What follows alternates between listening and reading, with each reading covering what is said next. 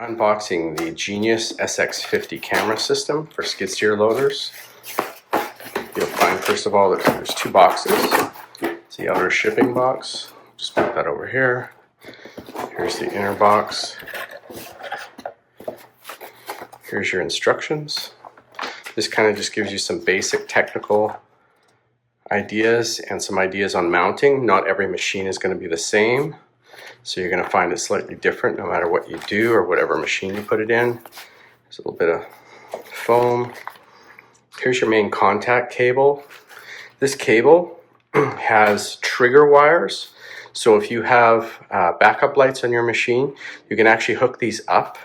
I prefer not to do that simply because there's a bit of a delay, so you may be pulling your sticks back and you want to reverse, and then there's a half a second delay and you don't see anything. So I hook the accessory wire, which is the yellow wire, and the red wire together when I do my installs, and then that leaves the camera on all the time.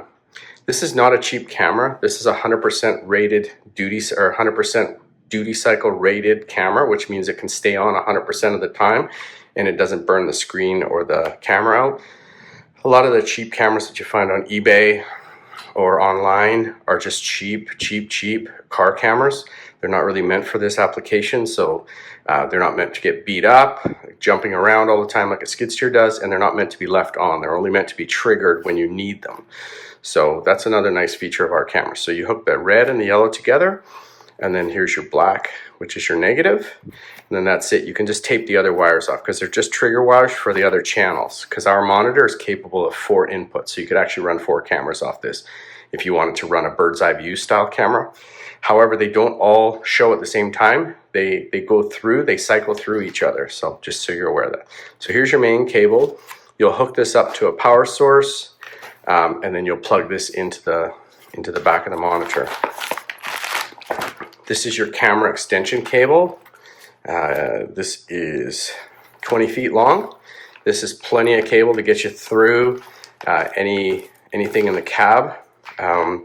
If you need longer, we have additional ones that you can purchase. They're very inexpensive. So if you want to put an excavator or maybe a truck or a back of a trailer, you can do that as well. And they just screw into each other. And of course, everything we do is sealed, and it has a locking mechanism. So you push it together, it seals, and then you screw it together and it locks it in place. Here's your installation kit. You get some tie wraps. You get the nuts and hardware to mount the camera if you want to do it permanently. You also get these little clips, which this allows you to clip into existing wiring in your machine. Okay. Here's the monitor.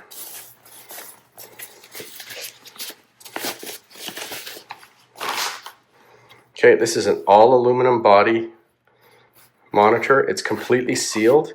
These are silicone switches that have a silicone membrane inside, so you can hit this with a pressure washer and water cannot get in here because there's a double seal inside here that clamshells together. Here's the back of it. It has your model, your serial number, CE rated, model again here. This is for your power cable to plug into. This is the first camera. We have that removed. But if you wanted to add additional ones, you just pop off these little rubber seals and you're good to go. These are little locking washers that you put on when you put the screws on the mounting bracket, and they lock it on so that when you're jumping around, it doesn't jump off. You also notice our bracket. It's very strong. A lot of the other ones are just plastic, or they're just a super light material. This is a very strong material. It's thicker than what you'll find in the marketplace. It's just because we've designed these over 20 years ago. We have 20 years experience making these camera systems, and we know what works and what doesn't. So we make a really super heavy bracket.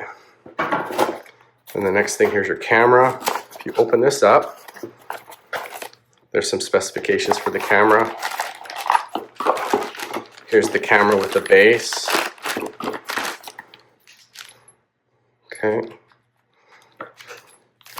And we have magnets, so you can install the magnets on the base, or we have these screws in the installation kit. if you want to permanently install it into your machine, you're probably going to have to pre-drill.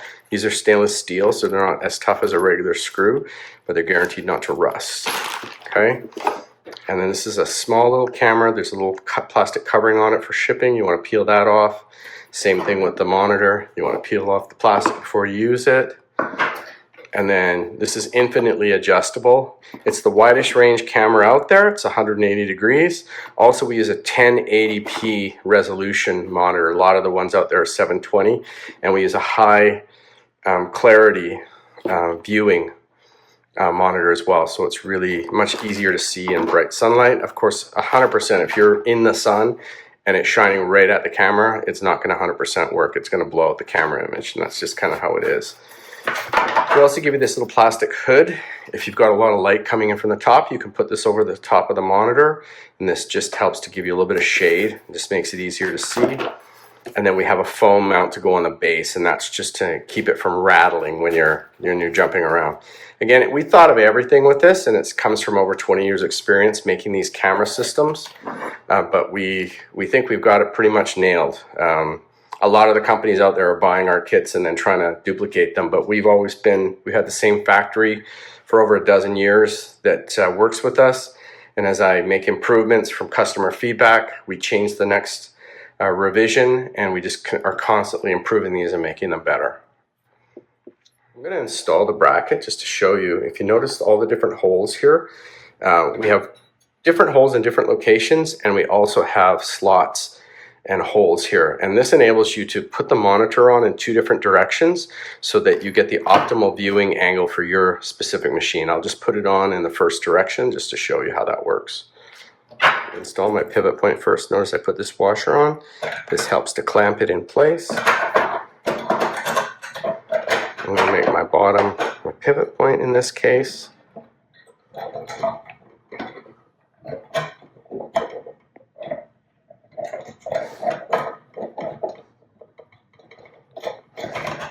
One side, flip around, get the other side here.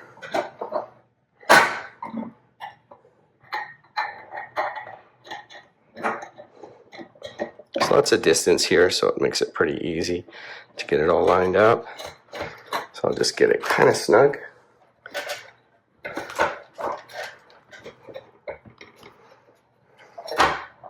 Okay.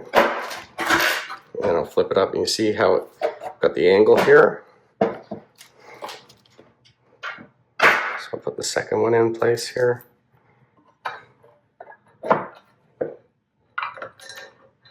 You'll notice everything we do on this is first class. Even these washers, you know, we could have used a regular lock washer, but we know those wear out and they give up after a while. These don't. Once you lock it in place, it's going to stick there.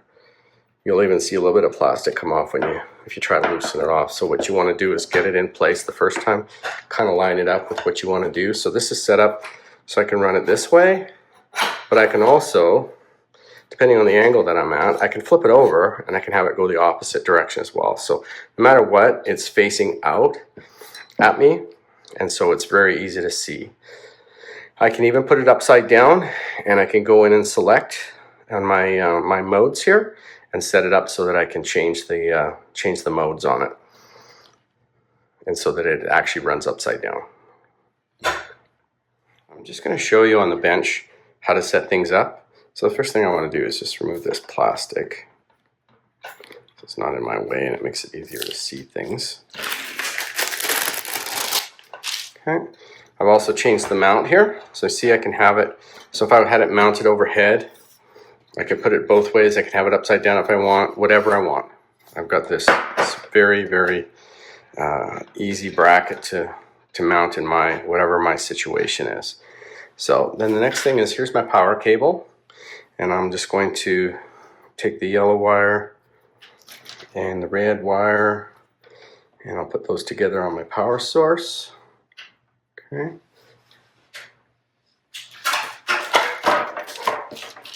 This would be just like if you were coming off your battery or wherever inside your machine. Oops. Just wind these up.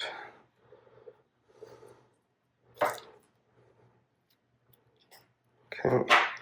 And I find my black wire, put that over. Okay, so that's my power. Okay, and this goes into, on the back here, it says power in.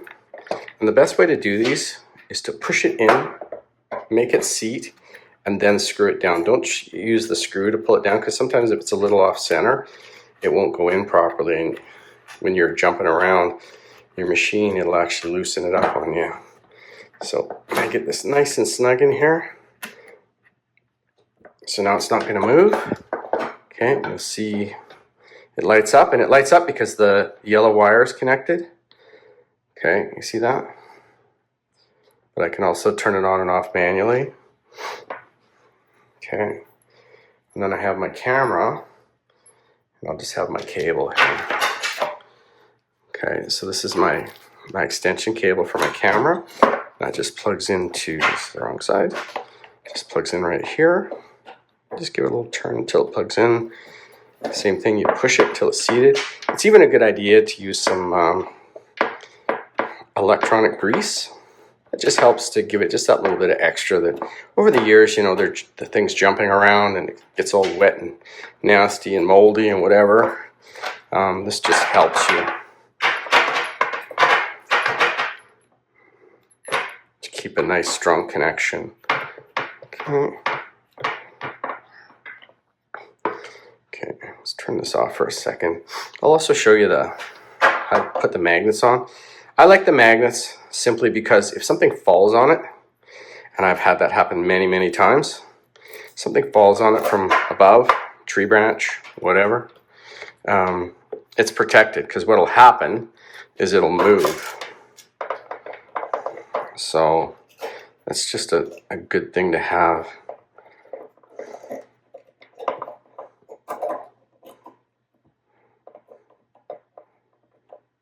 Of course, these old eyes of mine, I'm having a hard time seeing here.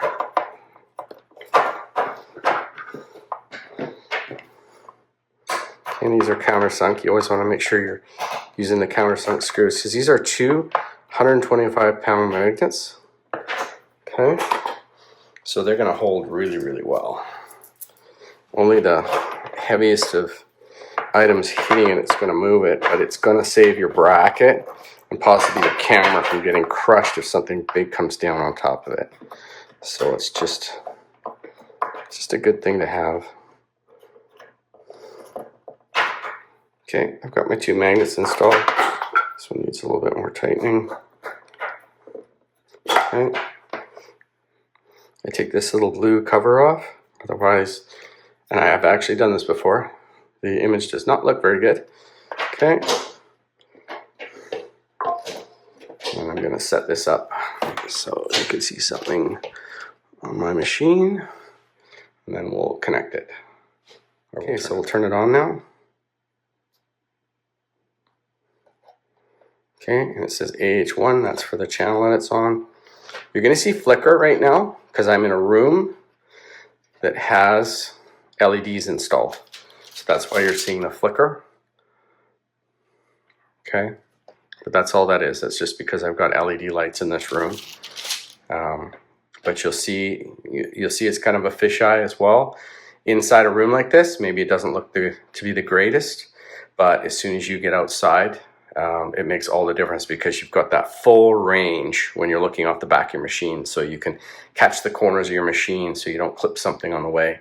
But you'll see this in my office, and you'll see you can see the whole bookcase, and this room is about 16 feet wide, and you can see the whole thing. So it's a really nice wide range that you can view here. And then you can go and set things up, and I'll show you how to do that. The first thing is camera select. If I only have one camera, it's camera 1. But if I have 2, 3, 4, I can scroll through, and I can manually set these, or I can have it in my menu. I can scroll through and have it changed. If you notice, my brightness, my contrast, everything is turned right down to 50%, and that's just, that's kind of how it comes in. But you can go in and change that and scroll through things if you want. Or let's see here. It also has audio, so you can pick up sound. The problem is it's on the back of your machine, so it's not the greatest, right? And then there's my cameras. so I can turn them, I can mirror them. So if I have the monitor upside down, or sorry, this is mirror, so this will flip left and right if I want it to. And then I've got blue screen, that means it turns blue when it doesn't see anything. It's got standby power, so it'll switch itself off. Auto brightness, and then here's the delay. So if I want to have my, if I have multiple cameras and I want to scroll through those cameras, that's what this will do. So I can set it so I can, every like 2 seconds it'll flip through the different cameras. So I can get a view of everything that's going on. We don't split the screen because these monitors are so small that it's really hard to see anything, so it's not worth doing it that way.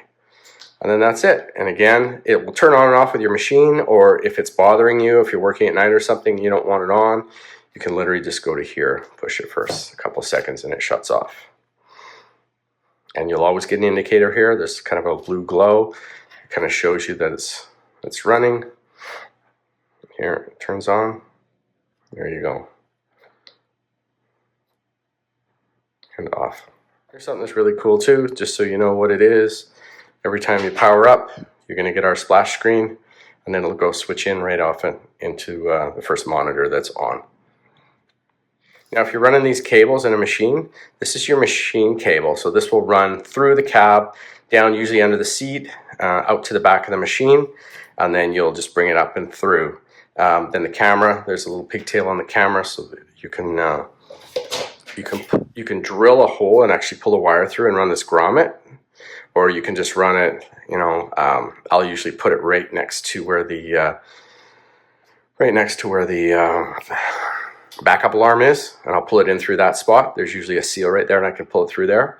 Otherwise, you can drill a hole if you want, and then just put this grommet in place, and it makes it a nice clean finish.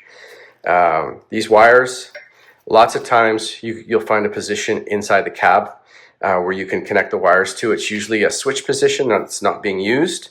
It's usually a toggle switch position. You pull a little cap off and you can pull the wires in through there, or underneath the kind of the headliner, and then connect up in there. There's always wires inside the machines that are fused that will run off the keyed accessory. So don't worry about that. These are super easy to install. We give you lots of cable. You have more cable than you need. And that's probably maybe the #1 problem, is because we have to give you enough cable for everybody. Sometimes you have a little bit more cable. You want to roll it up, zip tie it up, and put it up inside the cab. And that's it. This is the SX-50 backup camera from Skid Steer Genius. I've had a bunch of people ask about dimensioning. So just so you know, this is just under 7 3/4 inches wide. It is 6 inches up and down. The depth is just over 1.5 inches. And then with the bracket, if we measure kind of at an angle, I've got about 6 1/4 inches with the bracket here. Okay. When they measure the screens, when they're talking 7-inch screen, they always measure diagonally. That's how your TV's done. So it's not an actual 7-inch wide screen, it's 7 inches diagonal.